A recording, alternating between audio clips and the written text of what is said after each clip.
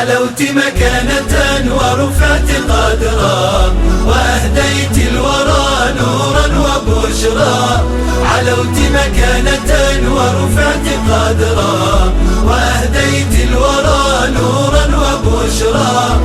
Bismillah. Ayan, okay. Takbir! Our masjid is finally turned. Itong masjid. So nagpapasalamat kami sa inyo dahil kung hindi dahil sa inyo ng mga tao dito na nagtulong-tulong para mapatayo itong masjid natin ay hindi tayo magkakaroon ng ganito na masjid sa ating community. Sinabi ng ating Propeta Muhammad sallallahu alaihi wasallam, "Man banal masjid, banallahu lahu baitan fil jannah." Kung sino man sa inyo ang magpatayo ng isang masjid ay papatayuan ng Allah subhanahu wa ta'ala ng isang bahay sa paraiso.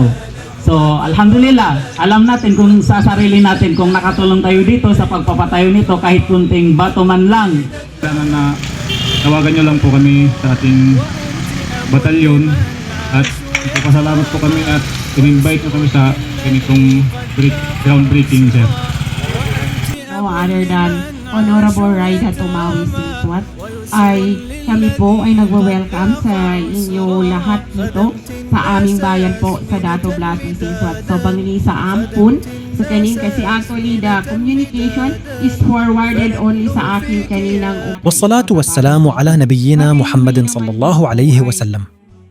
بحمد الله وتوفيقه نفتتح اليوم هذا المسجد المبارك الذي تم إنشاؤه بدعم أهل الخير والإحسان ليكون بيتاً من بيوت الله ومركزاً للعبادة والعلم والدعوة.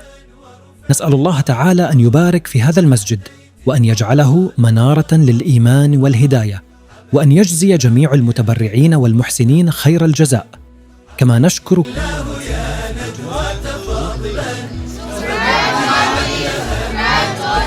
Takbir!